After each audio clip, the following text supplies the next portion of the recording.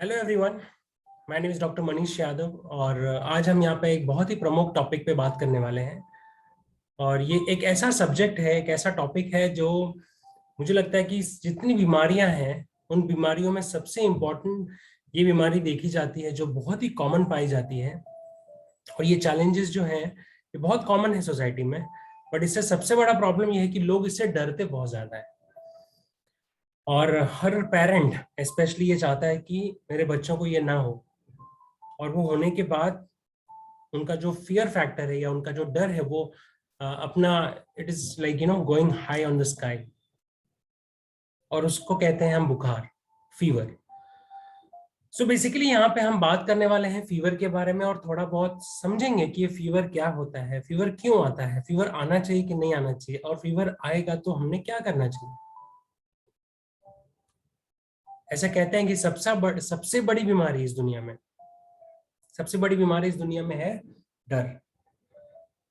और डर पे जिसने काबू पा लिया वो बहुत सारी बीमारियों से बच सकता है, खुद भी बच सकता है और अपने परिवार में भी काफी सारे लोगों को बचा सकता है। और डर को दूर करने का बहुत सरल उपाय यही है कि आप उसकी पूरी जानकारी ले लें। ताकि कई बार डर के वजह से हम गलत निर्णय ले लेते हैं, गलत चीजें कर देते हैं। हम भला करना चाहते हैं अपने लोगों का और अपना, बट वो डर की वजह से कुछ ऐसे डिसीजन हम ले लेते हैं जिससे बहुत नुकसान आगे चल के हमको भुगतना पड़ता है। वो सेम चीज होता है बुखार में। जब फीवर आता है घर में, किसी बच्चे को आ गया, किसी ओल्ड लेडी को आ गया, या फिर हमें खुद को आ गया, या हमारे फैमिली मेंबर्स में किसी को आ गया, तो एक पैनिक घर में क्रिएट हो जाता है।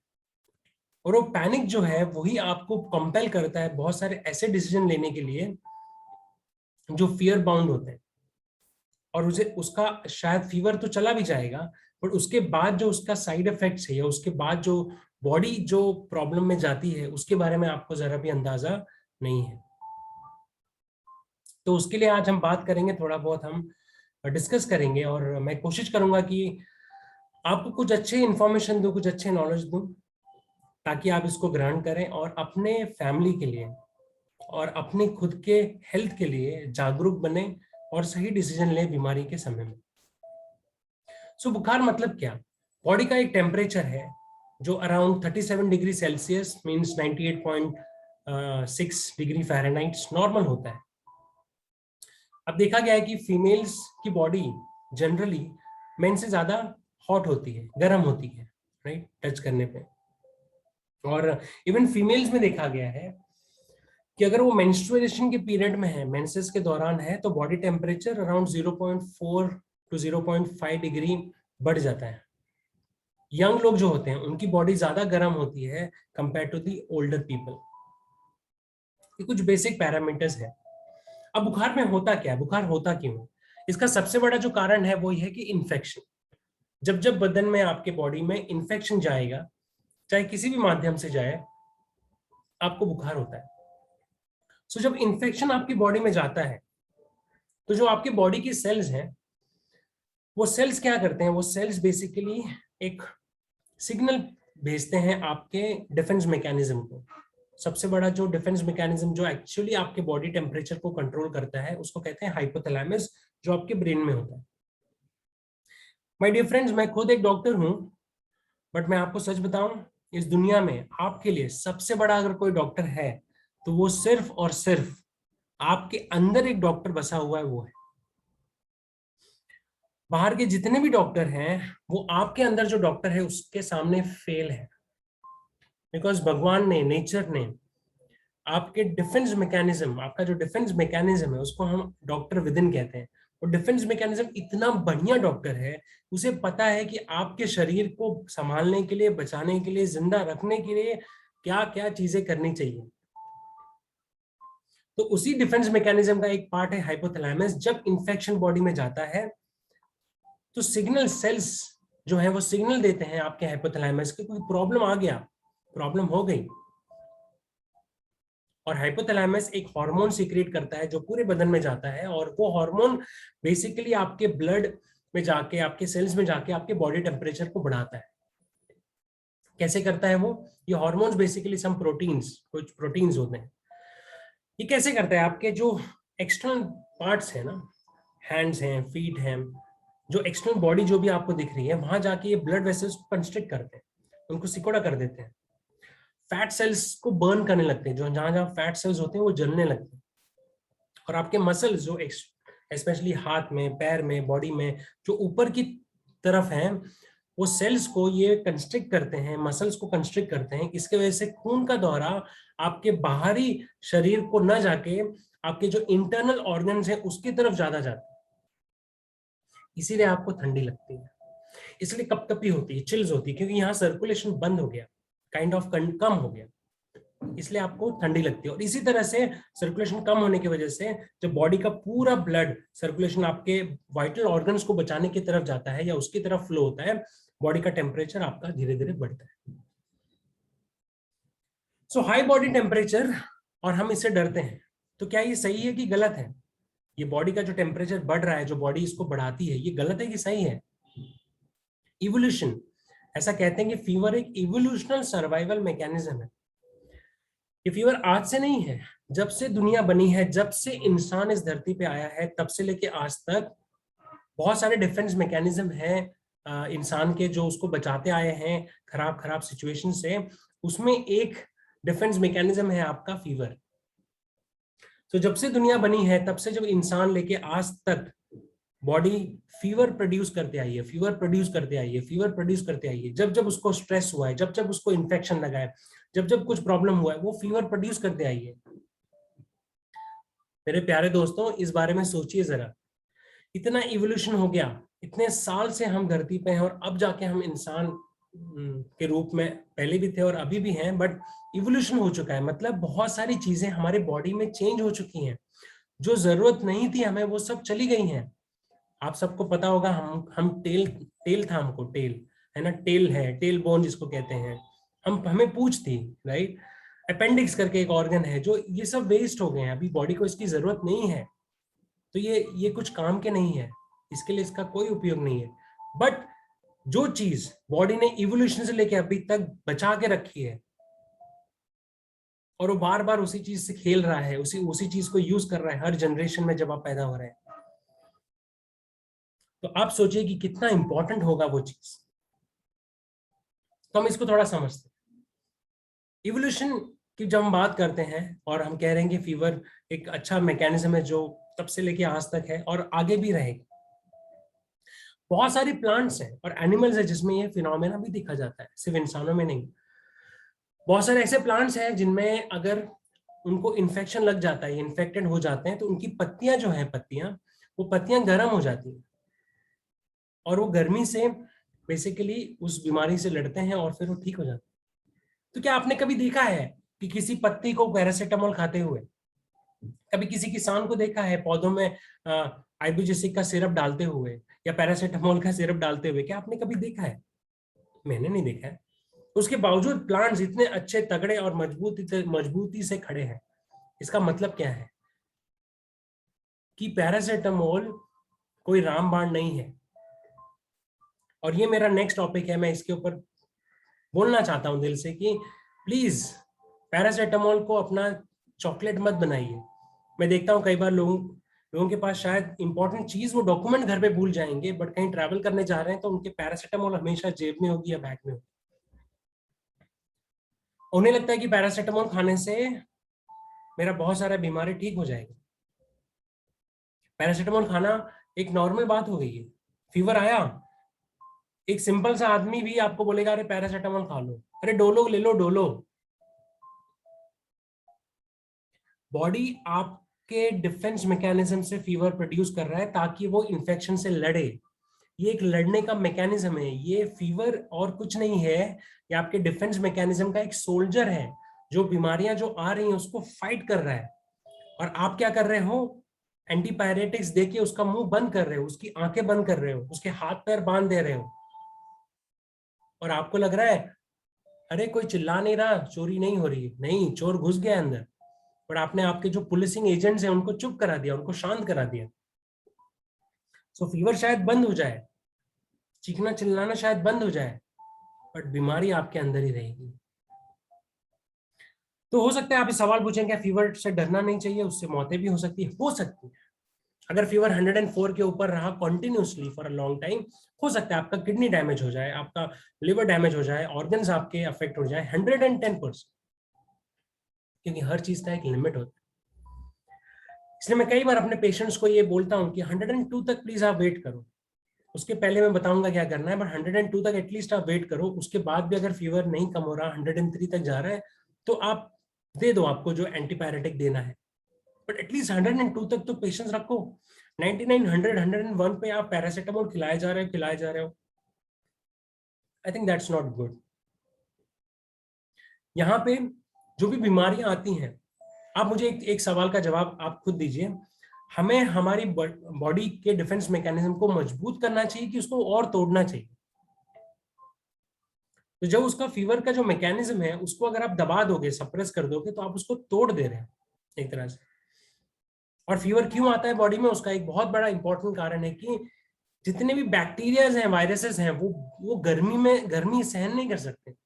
सो बॉडी जानबूझ के हीट प्रोड्यूस करता है अंदर, ताकि जो बैक्टीरियाज एंड वायरसेस है ना, वो खत्म हो जाए। बुखार अगर कुछ दिनों तक भी रह गया, 3-4 दिन तक भी, तो भी इतना पैनिक करने की जरूरत नहीं है। अगर बाकी पैरामीटर सही हैं, आप खा रहे हैं, आपके एपेटाइट अच्छा है, मोशन अच्छा है, स्टूल अच्छा है, यूरिन अच्छा है, सब अच्छा है, तो इतना घबराने की जरूरत नहीं है। क्योंकि body, fever is not a disease, fever is a defence mechanism जो आपके बैक्टीरिया वायरसेस को किल करने का काम कर रहा है, उनको मारने का काम कर रहा है। वो जब हीट प्रोड्यूस हो रही है तो बैक्टीरिया ऑटोमेटिकली मर रहे हैं। और अगर सच में आपने एंटीबायोटिक खाना है, तो actually the real way of eating और टेकिंग दीज टैबलेट्स, आपने ब्लड कल्चर कराना चाहिए और डिटेक्ट करना चाहिए कौन सा बैक्टीरिया है, उसके बाद आपने एंटीबायोटिक्स लेनी चाहिए। एंटीबायोटिक्स बहुत सारे हैं, क्योंकि बैक्टीरिया जितने हैं, वायरसेस इनमें, जब तक आपका डायग्नोसिस प्रॉपर नहीं हो जाता है, आपने एंटीबायोटिक्स नहीं खाना चाहिए। Because undue taking of antibiotics can also damage your immunity, वो आपके प्रतिरोधक शक्ति को और डाउन कर सकते हैं। मैंने प्लांट्स की बात की, ह्यूमंस की बात की, कुछ एनिमल्स हैं, कोल्ड ब्लडेड एनिमल्स हैं, जो गर्म हॉट रॉक्स, गर्म स्टोन्स ना, पत्थर पहाड़ों पे जाके बैठते हैं गर्मी में, अपनी बॉडी को सेकते हैं, अपनी बॉडी में हीट प्रोड्यूस करते हैं। पता है क्यों? क्योंकि वो हीट प्रोड्यूस करने से उनका जीवन बचा रहे। सो बॉडी में हीट प्रोड्यूस होना एक बहुत अच्छा फिनोमेना है, एक बहुत ही अच्छा रिएक्टिव पावर है fever. Fever is a very good reactive power. अगर आपको बीमारी है और बुखार आ रहा है, आपके बहुत ज्यादा चांसेस है कि आप ठीक हो सकते हैं। मेरे पास आते हैं कुछ कुछ पेशेंट्स हैं हमारे, जो कहते हैं हम 40-50 साल के हो गए, हमें जिंदगी भर कुछ बीमारी ही नहीं हुई, स्पेशली बुखार सर्दी तो कभी हमें हुआ ही नहीं। Those are the people who actually land up sometimes into big diseases. बड़ी बीमारियां उनका वेट कर रही हैं शायद। हिपोक्रेट्स है ना, हिपोक्रेट्स बोलते हैं, एक बहुत अच्छी बात बोली है हिपोक्रेट्स ने, जो बीमारियां मेडिसिन से या सर्जरी से ठीक नहीं हो सकती, जो बीमारियां मेडिसिन या सर्जरी से ठीक नहीं हो सकती, बुखार उनको ठीक कर सकता है। और जो बीमारियां बुखार से ठीक नहीं हो सकती, मतलब बुखार पैदा हो के ठीक नहीं हो सकती, वो बीमारियां इनक्योरेबल है, मींस उनको ठीक नहीं किया जा सकता। ये हिपोक्रेट्स बोल के गए हैं। एक बहुत अच्छे साइंटिस्ट थे, मैं उनका नाम रीड करना चाहूंगा, ऑस्ट्रेलियन फिजिशियन थे in fact, Julius Wagner Jauregg. Julius Wagner Jauregg, अगर मैंने इनका नाम प्रोनाउंस करने में मिस्टेक किया है तो प्लीज मुझे क्षमा करिएगा।